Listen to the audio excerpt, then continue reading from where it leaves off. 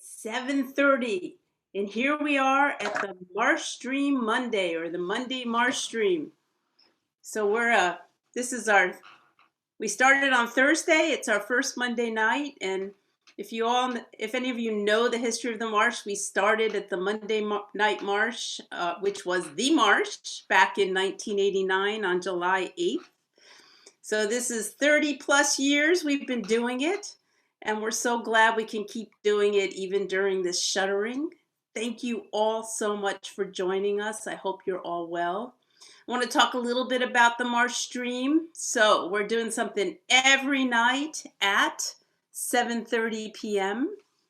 Tonight's the Monday night. Tuesday night we have Wildcat Tuesdays, and tomorrow night we have a book chat with Barbara Lane with guests. Daniel, who are those guests? Those guests are, he says very slowly because he doesn't have them memorized and needs to go to the website page to get that information. Very wonderful and renowned stars of stage.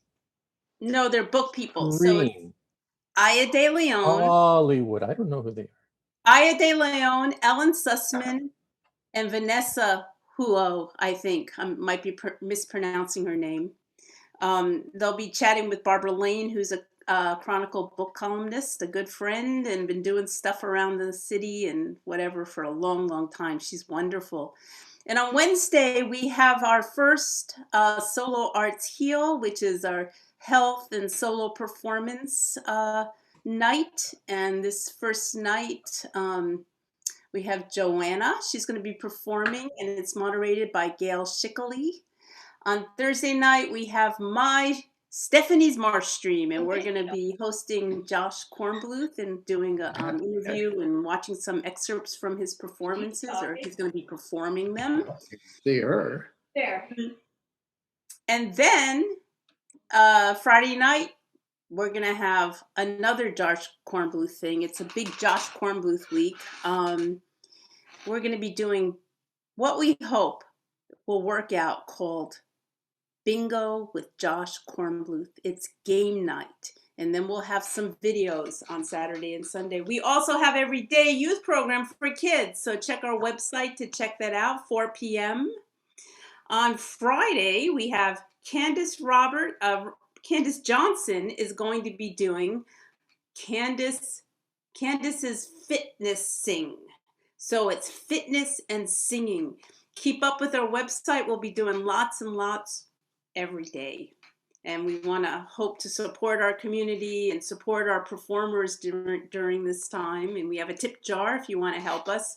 The Marshes, if you don't consider our youth programs, we are about 70 to 80% ticket sales. So as you can realize, none of that's happening right now. So glad you're here. And the next thing I want to do is to introduce Alexa Almira. She's the Monday night program director. She's been around the Marsh. She's going to tell you how many years, I don't even know, but just like a couple of days after she turned 18, she started working at the Marsh. She has done so many website, tech person, administration, and now the Monday Night Marsh. So let's give a big welcome to Alexa, who will be introducing our performers. Hey, Alexa. Hey, thank you for that awesome introduction. So as she said, my name is Alexa, and I am the program director for Monday Night Marsh. We are super excited to have you guys here for the premiere of Monday Night MarshStream. So it's part of the Zoom series, so we'll be hosting it every Monday. Feature short pieces by different performers each night. So join us every week. So before we get started, I just want to give a huge shout out and thank you to Stephanie and our production team. They've been working super hard on not just making Monday Night MarshStream happen, but all of the other virtual shows and performances that the Marsh has made available to everybody as well. So thank you. So let's get started. So tonight we have 3 amazing performers ready to kick off the premiere. We've got Skip Goodman, Jane Gire, and the Marsh's own Steve Budd. So up first we have Skip Goodman with an excerpt from The Road Unraveled. And this piece is a perpetual work in progress, looking back, moving forward, choices, chances, fumbling through life and working things out. Skip started his solo journey at the Marsh in the mid-90s in a workshop with Charlie Varon, and he is also the creator of the world famous I Don't Process, I Purée t-shirt. So let's give it up for Skip. Woo-hoo. Are we ready to go? Okay. Am I going to see me or am I going to see you? So I know when it's okay. Forgive my scratchy throat. Here we go. Two roads diverged in a wood, and I took the one less traveled by, and that was a huge fucking mistake. So I find myself here, all grown up with no place to go, uncomfortably present, no booze, no drugs, no cigarettes. They say people who are spiritually fit supposedly have that as a gift. Well, I don't want it. I'd like to return it for something less consuming and preferably in a different time slot. So I like to quote three people. I mean, I'm a lot to handle and I have like an intense personality. Chelsea Handler. If you have a rigorous inquiry into your own life when you're 60, you get to start all over again, but like you're 20, this time raised by you. Penny Arcade, New York performance artist. You're not neurotic, you're just overly responsive. Jeffrey Jones, my psychiatrist. Thanks to Jeff, I can be here and do this.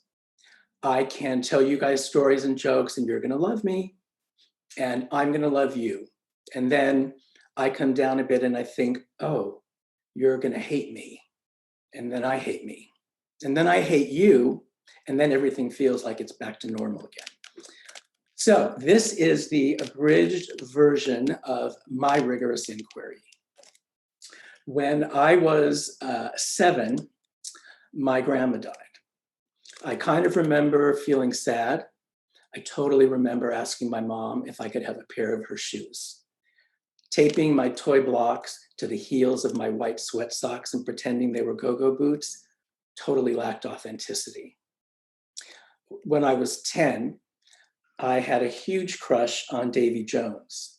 I had his 8x10 glossy photo taped on the wall over my bed. And every night before I went to sleep, I'd lean in and kiss him goodnight. I would turn my head so my big Jewish nose didn't bang into the wall. But when my lips touched his lips, I couldn't keep my nose from rubbing up against his. And the light oil from my adolescent acne combined with the mild friction began erasing the ink from the middle of the photo, leaving Davy with a huge gray smudge mark right in the middle of his face. In 1967, I was 11 and I was in love with The Summer of Love. I wore multiple strands of love beads, a peace sign necklace, rings on all my fingers. I had a classic blue work shirt that I bleached and tie-dyed purple, which I thought was pretty fucking fabulous. I felt I was doing a good job of expressing my innate sense of style, my flair. The kids at school, not so much.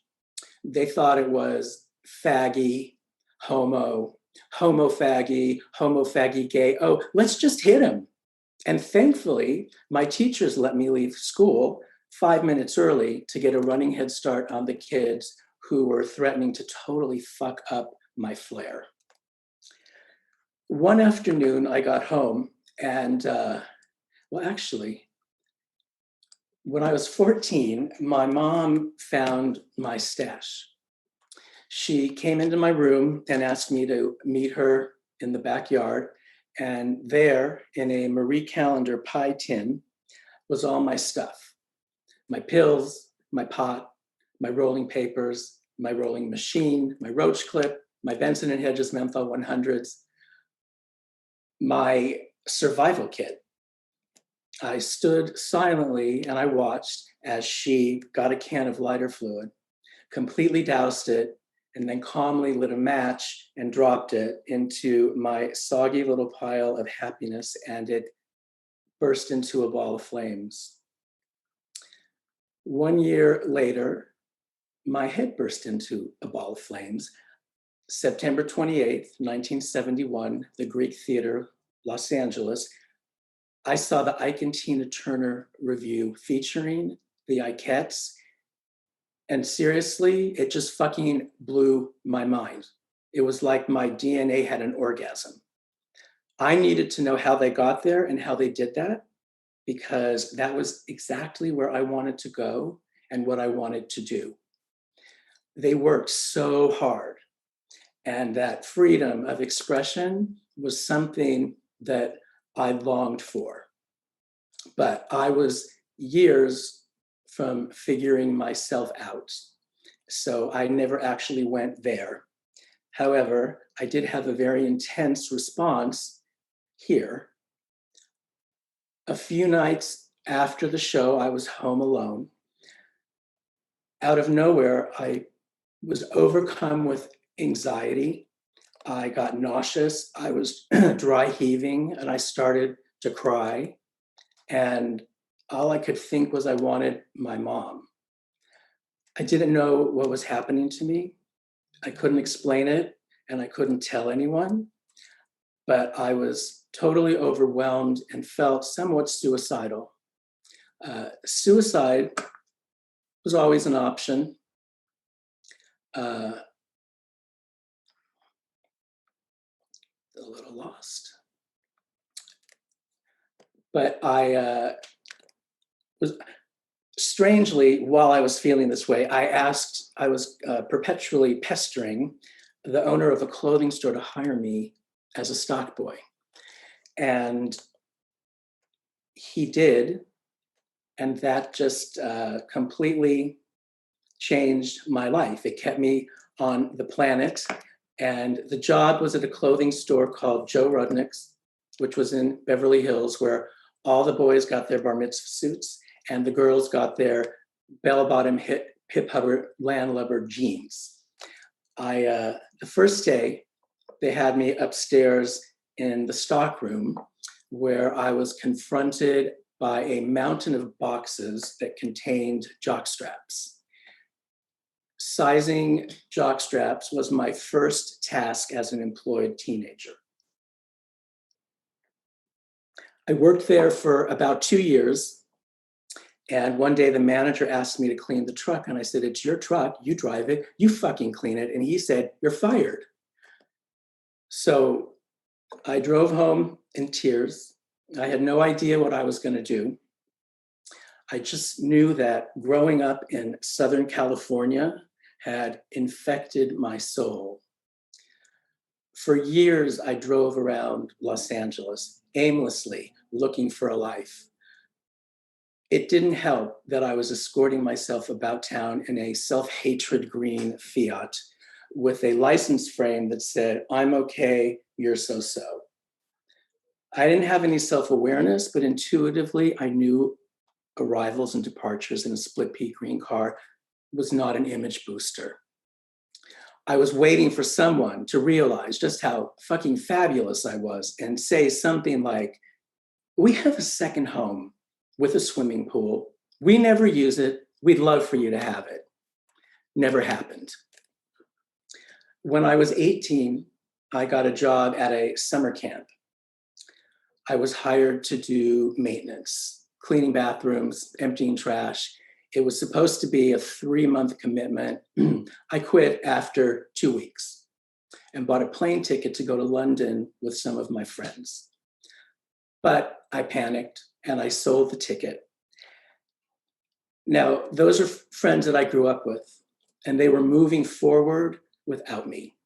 While they were making plans for their future and important decisions about life, I was contemplating purchasing my first pair of platform shoes.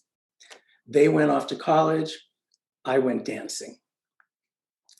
Then I got the call from Kenny. Kenny was the guy who took care of the horses at the summer camp. He asked me if I wanted to come work in a mailroom for a new company called Casablanca Records. I'd always loved music. My father was buying me albums when I was 7. And so I'd never thought that there was even such a thing. And I said, sure. So Casablanca was located just a block off Sunset near Tower Records. And working in the music industry was perfect for me because I could wear jeans and t-shirts to work. I got free records and concert tickets, and everybody got high. So I worked for a number of different labels and met all kinds of people. Now, there's nothing worse than a name dropper, and I know because I am one, and I committed to not doing that tonight, except maybe 2. David Bowie and Ethel Merman in her bra. Time moved on, years went by, and thankfully I found my way to San Francisco. I have lived in my apartment for 35 years. I have been looking into the same bathroom mirror for those 35 years, and I did not see this coming. I had hoped as I got older that I'd get handsomer. James Brolin handsome, Harrison Ford handsome, and instead there's this Woody Allen, Alan Dershowitz thing going on. So I'm making a great effort to live from the inside out. I continue to learn that staying emotionally and physically fit is an ongoing battle. I gladly take the prescriptions for my depression, my high blood pressure. I have willingly moved on from acid to Centrum Silver. I accept the fact that I'm a type A personality trapped in a type D body. I want to do everything. I just never get around to it. And my favorite thing to do is lay on the couch and wonder what happened. Worse is I'm a people person who hates people, and that makes my life very hard. And people will say, well, you know, it's not all about you. And the reason they say that is because they think it's all about them. Who has time for that? So 2 roads diverged in a wood, and I took the one less traveled by, and this has led me here. And here is actually pretty good. Thanks. And I'm out. Thank you, Skip. That was a very, very honest piece. I really like. Well, I've seen this piece before on Monday night, so I'm very happy to have you back on here. Thank you. So up next, we have Jane Gire with a piece I'm sure many of us will be able to relate to. It's called Marriage in the Time of Corona. Could grocery shopping really get any worse? Now it literally could be the death of us? Hear and see your old pal Jane hopefully provide some comedic relief, or at least a distraction on how she and hubby Lincoln are coping with quarantining. Let's give it up for Jane. Well, I want to start with a short disclaimer. While I was working on this piece, I've been working on it for about a week. I was trying to be funny, maybe meaningful, but really trying to provide a distraction from the crazy shit that's going on. And I'm not really sure I've accomplished either of those tasks. So bear with me. But one of the things that I found that was really kind of surprising and shocking is while I was typing the evites frantically yesterday and typing in the names of all the people that I invited, there was like 90 people on the list. I actually got verklempt and teared up and actually had moments of, that place where grief kind of takes you over, where you cry a little bit. And I thought that was, I don't know, meaningful for me. And I think that's what this virus has really helped a lot of people with is, and we all have it in our own way, is just taking account of those little things and the big things of those friends and the people that you've loved for a long time or a short time. But it really got me seeing your names. And so thank you so much for coming and for your support. And let me try to provide a little distraction.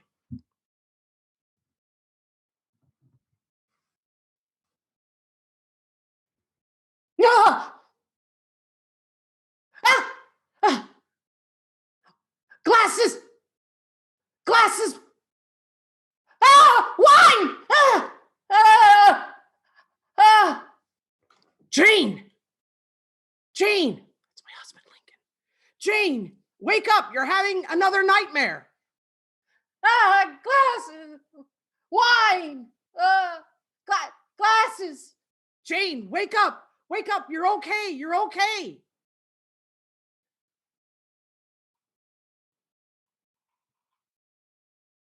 Jane, what was that dream about?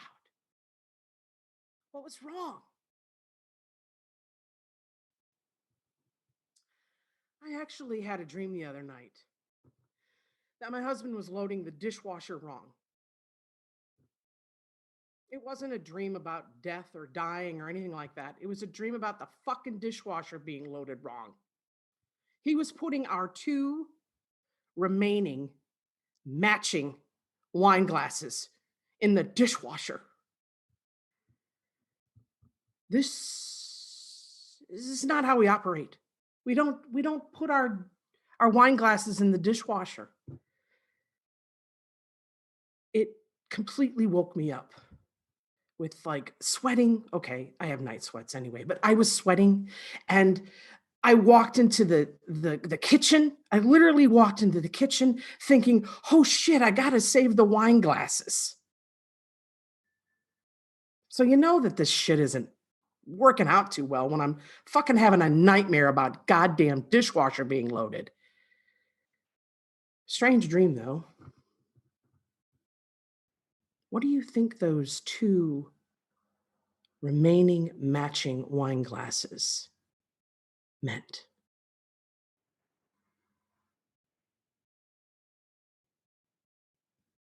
Jane and Lincoln? Fragile containers for alcohol? Shoved into a appliance that sterilizes things? Shelter in place.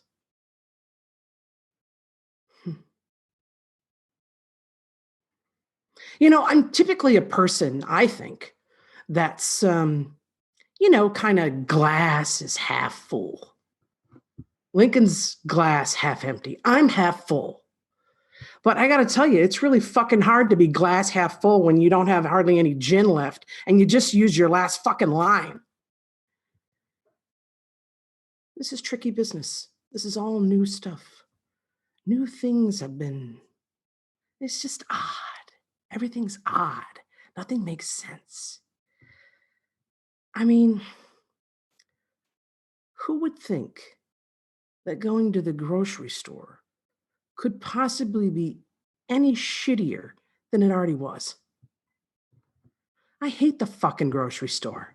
And I know there's people who go to like 15 fucking grocery stores to get all their fucking savings. I go to one grocery store and get my shit over with because I hate fucking going to the grocery store. And now when I go to the grocery store, I could cause someone else to die, or I could come back and die or make Lincoln die from going to get some fucking organic, free range, non-genetically engineered chicken. Very strange times. More strange things are happening all around me. You know, I haven't masturbated in 33 days ever since we've been in the quarantine. And it's not because I'm Catholic and it's a Lenten obligation, or I have some deep rooted intentionality to sacrifice something for first responders or medical workers or my poor little postal guy. No, I'm not in the fucking mood. I'm not in the mood to rub one off right now. I'm not. I mean, it's like there's too much random odd shit that comes to my mind while I'm trying to have a focused imagination. I actually tried the other day. I tried. I fantasizing about female tennis players or garbage men with utility kilts. None of it worked. I couldn't get there. I gave up trying. 33 days. But you know, it's like all the images that are coming in my head are just crazy and oddly, they're all over the place. This is a very odd time. It's like I'm worried that I'm going to have income in June. Opening day baseball didn't happen. Burning Man got canceled. And there's like people who are getting sick all over the place. Hundreds of thousands of people. Hundreds of thousands of body bags and shit. It's like, and I'm worried about my fucking stemware. So I think it's okay that this masturbation thing has stalled out, this joy moment. Because it's okay. It's okay. I think it's okay. I've been wondering about the state of marriage through this whole thing. How much impact is going to have on us with all this togetherness? I work from home. I've worked from home for 8 years now, ever since those fuckers at AAA laid me off. Oh, sorry, that's a different story. But yeah, I've worked from home for a long time. I have a pattern, a method. I go through my day. And now Lincoln, my beloved husband, has, thankfully decided to stay home and not go into a studio every day because it's kind of dark and depressing and lonely and quiet there. And I'm here. Who wouldn't want to be with this? So he stays home with me. And I got to tell you, the working from home thing is kind of all fucked up now. I mean, it's not just me and my schedule for the day.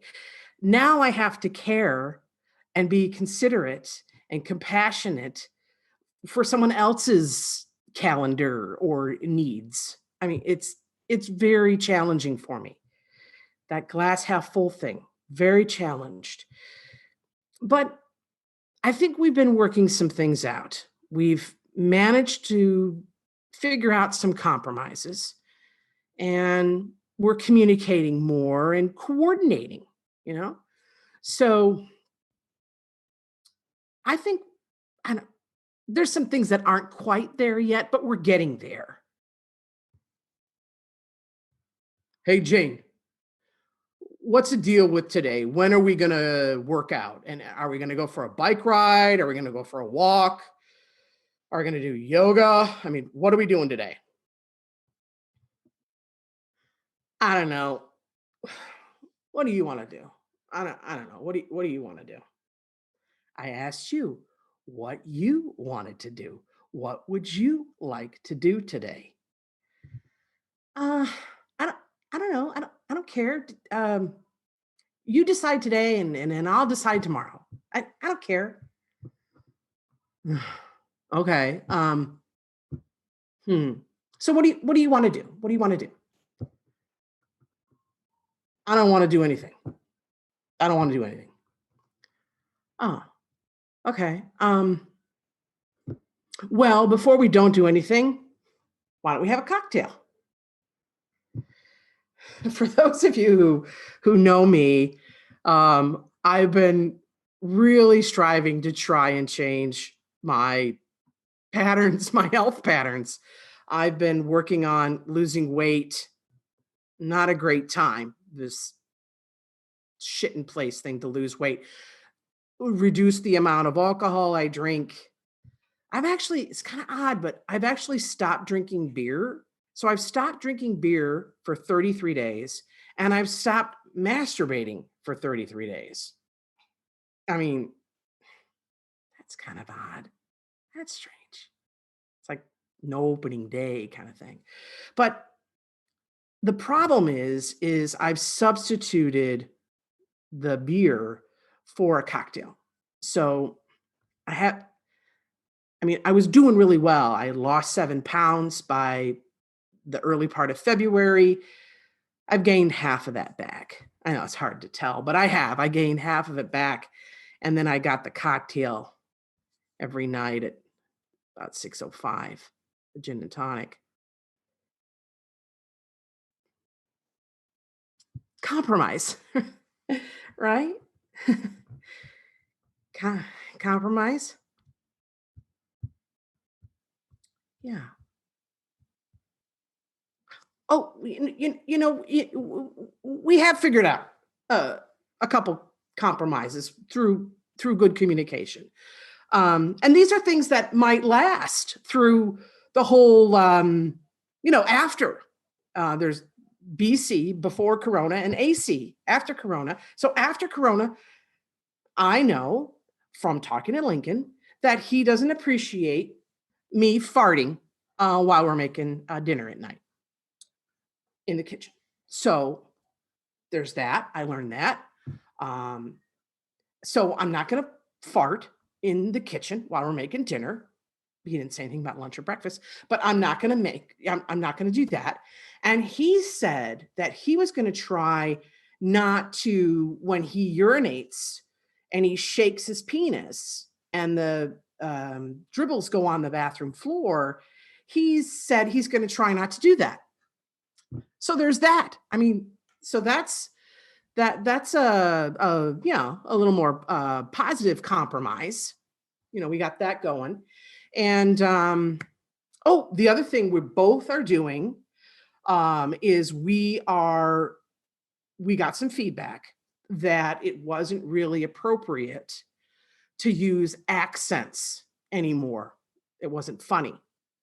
And so we've decided not to use accents at home while we're doing the Jane and Lincoln playtime stuff. So we've decided, especially in the afternoon when we have tea, we don't use an English accent anymore when we talk about the tea. We don't do it. And it actually is very hard. I don't know about you guys when you're drinking tea, but it is quite challenging. And one of the things that is very difficult, or maybe even sad, is it's so different to say, would you like a biscuit with your Earl Grey tea? That's nice. A biscuit, that's nice, right? A biscuit. And now I got to say, yeah, you want a cookie with your tea? Right?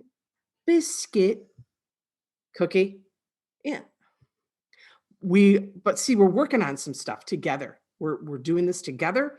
Compromise, communication, coordination. It's working. Sort of. I kind of noticed that he doesn't really appreciate some of my advice, my tips, best practices. Maybe it's the timing of when I offer the tip. Maybe it's the how, the all in the how, he referred to them as quit being so fucking bitchy, so there's that. So I've decided I'll focus on that. It's instead of, maybe when you vacuum, Lincoln, how about vacuuming the whole fucking house instead of just the sunroom, right? So fucking vacuum the whole house. So instead, I could say something like, hey, there's other rooms. Have you thought about those? Maybe fitting them in, maybe. And I don't really understand how he sorts laundry. Not how I learned to sort laundry, but yeah, we're learning. We're shelter in place.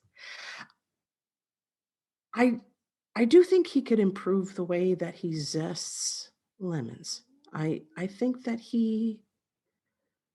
he's got some kind of problem with lemons. I think it's like it's a piece of fruit. It needs to be handled gently. You don't have to rub it back and forth on the grater to get the fucking lemon zest. You just do a gentle wipe, a gentle press, and there's the zest. You don't have to manipulate and mutilate the poor fucking lemon.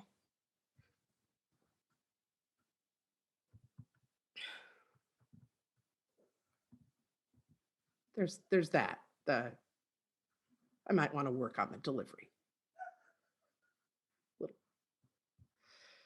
I got the sense that sometimes he doesn't even look like he's in the same room with me when I'm giving him this advice. And it came to me last week after poor John Prine died. I listened to a lot of John Prine music, weeping. Anyway, we're listening to John Prine music, and there's a song that reminds me, not the whole song because it's kind of a dark song, but there's a song called On the Other Side of Town. And I actually think maybe this is something that's going on in Lincoln's head. So I'll just sing a short little bit, and then I promise to wrap up shortly. I need to cheat and look at the lyrics. A clown puts his makeup on upside down, so he wears a smile even when he wears a frown. You might think I'm here when you put me down, but actually, I'm on the other side of town. My body's in this room with you just catching hell, while my soul is drinking beer down the road a spell. You might think I'm listening to your grocery list, when actually I'm leaning on a jukebox about halfway there. A clown puts his makeup on upside down, so he wears a smile even when he wears a frown.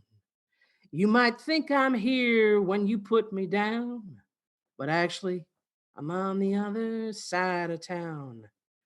I'm way down on the other side of town. So one last thing I wanted to share. He's left the room, so I feel compelled to let everyone know. I understand, and I am keenly aware that I am using more of the precious resource in our house than Lincoln. The toilet paper thing. The thing is, I'm female. I got different parts. We actually wipe our urethra and our anus when we evacuate waste. Men only do the other side. And so that means I'm using 2/3 as much toilet paper as he is. So when this whole thing started shit hitting the fan, literally, I couldn't get any toilet paper. So I actually clicked on an ad, which I don't recommend. I clicked on an ad on Facebook, and it took me to this beautiful website, Surlyn. And Surlyn had this paper that was sustainably grown from bamboo. Very eco-groovy, very, very nice paper for your butt. And I ordered it because the shipping was free if you ordered 30 rolls. So I have 30 rolls of toilet paper in transit to me. I went through and I clicked through the whole thing, and it worked out really well. And then you get to the final screen where it updates you on when you can expect your package. When do you get your butt wipe? I get my butt wipe in about 2 weeks, so it took like 7 weeks for this stuff to process. And my eco-groovy, sustainably grown toilet paper is coming from China. Kind of ruins the whole eco-groovy thing about the butt wipe. So I gotta say, I'm a little tiny bit concerned. What happens when the toilet paper runs out? I'm going to be there. I'm going to be the one that used most of it. Is he going to snap? So, seriously, if I end up, don't think it was because of an unfortunate incident at the grocery store.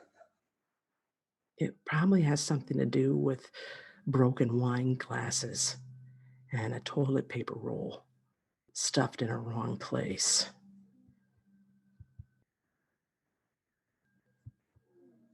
There you go. Thank you, everybody.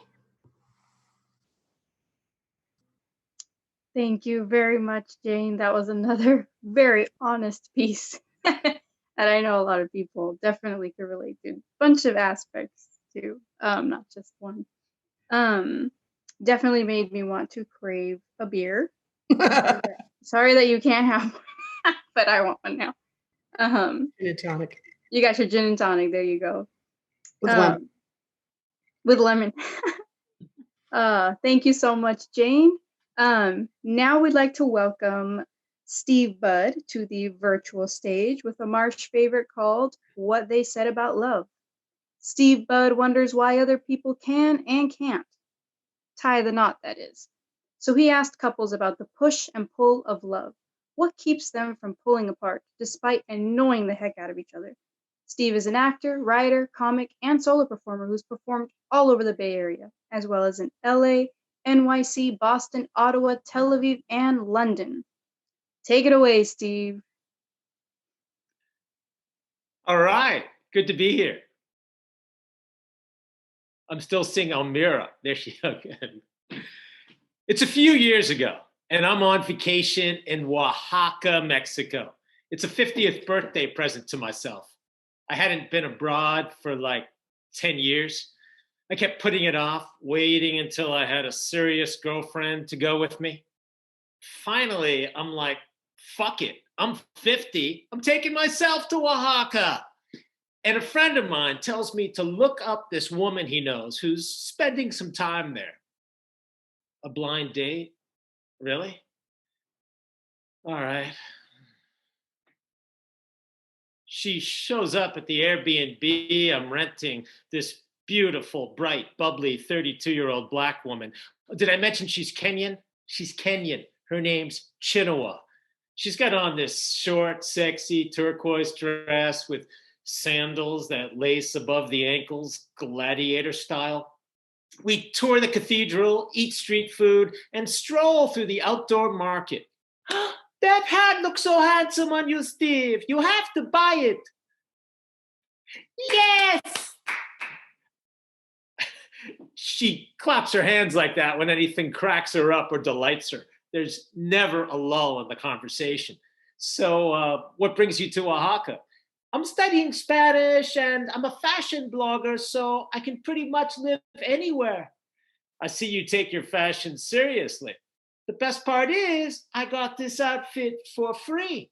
So you get to look like $1 million without spending it. Yes! I might have to use that line in my blog. I won't even charge you for it. So generous of you. We really click. And I actually think to myself, she could be the one.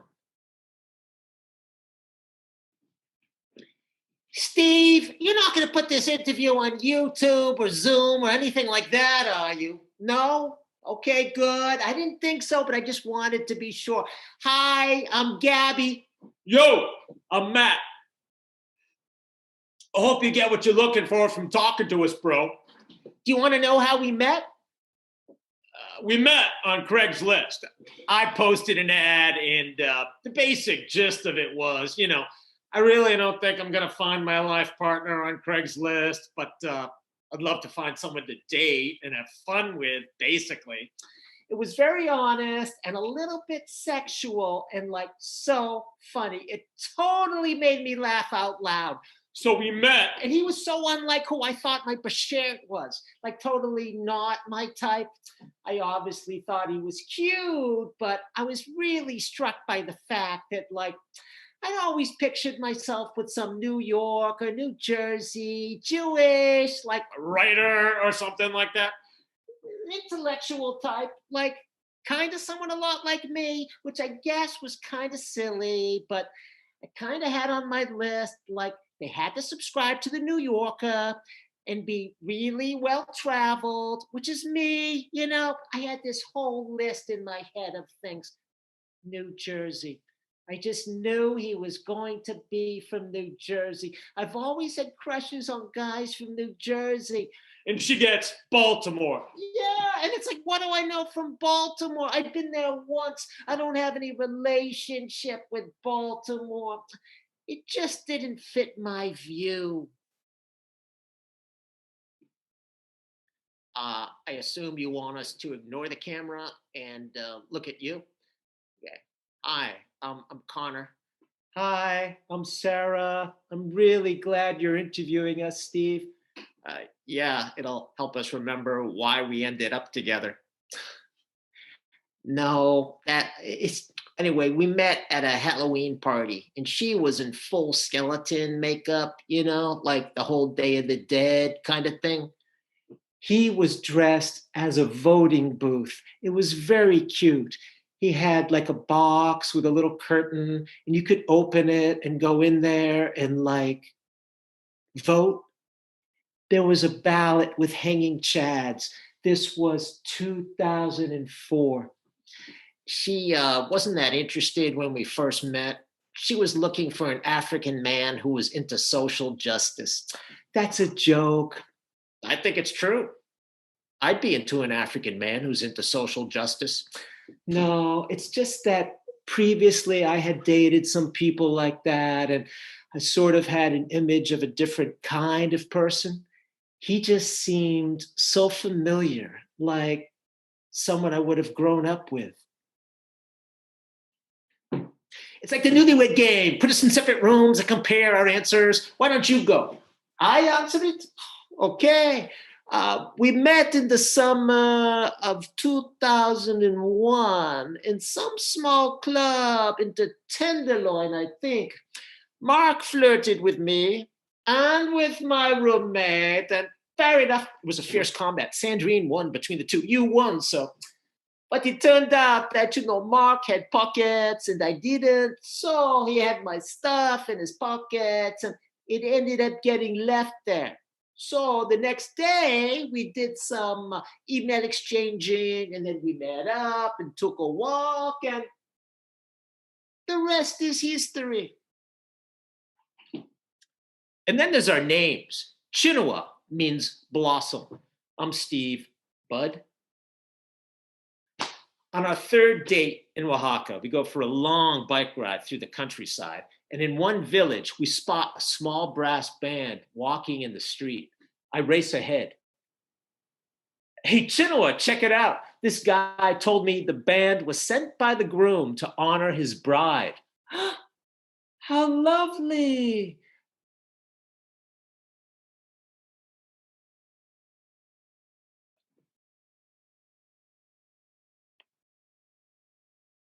And that's the first time we kiss.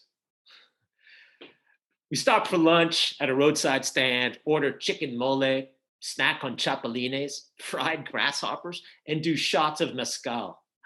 This is so much fun. To Oaxaca and to you. To Oaxaca and to you. Chinua, I can't believe I'm going to ask you this, but could you see us spending our lives together? Yes! It's crazy, isn't it? But I can. And she really runs with it. She tells me that even though her parents live in the States, we'd have to go to Kenya for the wedding ceremony. And get this, I'd have to give their village a cow and a couple of goats. Can you believe that? It's like something out of a fairy tale.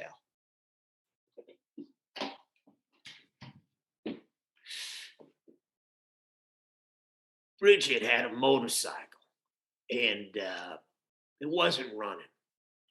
And somebody told her to go get spark plugs. So she comes into the shop, and I remembered that's the girl I'm supposed to be flirting with. So I decided to proceed with the flirtation a little bit, I guess. So I rang her up for the spark plugs, but I rang her up under my name for the discount. Took a little highlighter, highlighted my phone number, gave her the receipt, didn't say anything. Let fate do its thing. Hopefully she'll notice it. Luckily, she did. Well, I was a little like, I wonder if that guy gave me a discount, cause he probably should have. He was gonna be, flirting with me like that. Well, the spark plugs didn't do the trick. So I gave Rick a call just to come help me fix my bike. But he showed up at my door with his hair down and did this hair flip thing and then couldn't fix my bike. I think he came to look at the bike twice, and the second time we ended up going out for drinks. I couldn't fix it all in one day. It's still broken, actually. Just in case, it's still broken.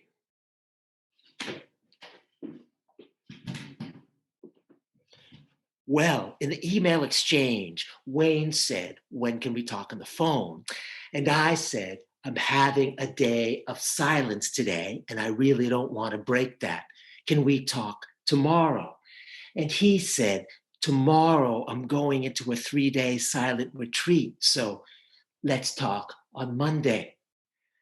But what actually happened was that evening, as I was going to bed, I had this strong sense of his presence in my room. And I hadn't seen this man for 30 years. And we can't manifest anything that isn't already contained within our field. And I realized my experience of Wayne being in my room was really about the understanding that he was already within my context. Do you mind if one of my cats is in the shop? Okay, good. So I invited her up for a visit, and there was Claudia. And I went, this is really cool. And when we got home late that night, I said, well, what are the sleeping arrangements? And she said, well, what are my choices? And I said, well, you can sleep in the guest room, or you can, share my bedroom. And she said, I'll start in the guest room. But about 36 hours later, on Sunday morning, I shared with Claudia in very close quarters that I wanted to share my life with her. And I was a little like, well, I'll have to think about that. I don't know. Not quite there yet. Not quite there yet. Chinoa, are you ready to head out? Just a sec. Why are you putting on makeup? We're just going out for tacos, and I'm starving. I want to look my best for you. You're going to stop traffic. Did you sense my impatience? That note of criticism? I better watch that. I mean, Chinoa is like everything I'm looking for. And it's not that I have a list. I don't. And no, I know people say you should make a list of what you're looking for, and then the universe will provide. Well, I kind of think the universe should know what I want. I shouldn't have to tell it. Anyway, there's so much about Chinoa that would be on my list if I had one. I love her exuberance. And that's despite having been through a lot. I mean, her dad used to beat her up. And I love that when I tell her about things I've struggled with, like depression or my difficult, distant dad, she starts to cry. Steve, the best advice I can give you is take that list, that list in your head of all the qualities you're looking for in your future partner, throw it away, burn that shit. Because now I know some people still follow a list and it works for them, but it's like, for me, this is what works. Take that list and throw it away, because this person totally defies all the expectations that I wanted. I mean, Baltimore? And I never would have pictured myself with, the fact that he's in software. And of course, you want to find someone who makes you laugh and treats you well and, doesn't kill your pets. But things like reads the New Yorker and is well-traveled, those are silly little things. Take that list and throw it away. That's all, folks. An excerpt, the first 12 minutes of what they said about love. Oh, that was awesome. I've teched that show many times and I love watching it. Thank you for teching it all those times. Yeah, of course. Okay, so I think it's time to open it up for a quick Q&A. Stephanie, do you have anything to say before the Q&A? No, it's just great. Thank you so much, Alexa, for choosing those people. And thank you for all of you for being here, and hope you turn in, whatever. Come into Zoom every night at 7:30 and see what else we're doing. And Alexa, I will leave it now to you. Thank you. And stay healthy, everybody.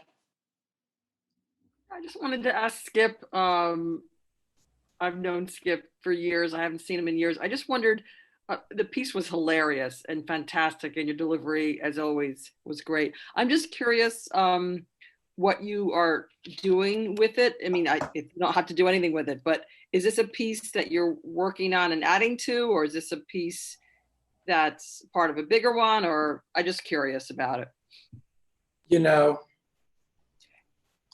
I did the Marsh 25 years ago. It took me 25 years to get the courage to come back. So I'm always in my mind, I'm always writing, I'm always creating. But I was just thinking after this, like, I just need to stick to writing. I get so nervous when I do the performance stuff, but I just continue. I have my t-shirt outlet. I have all these outlets, and that's why I said it's a perpetual work in progress, because I don't know where I'm going with it. I did it at the Monday Night Marsh a year ago, which was just great to come back.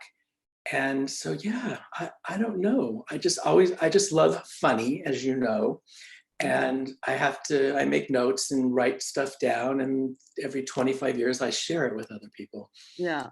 Well, I'm grateful that you have, and that you don't just keep it as writing, because you naturally are hilarious, whatever you do in your head afterwards. But I mean, it's just from start to finish, and you're tiny. I got a whole section.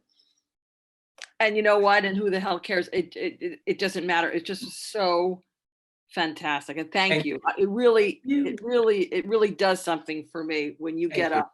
That's why I tuned in. Thank you so much. So don't you dare stop. Nice to see you. Thank you. Yes. Thank you.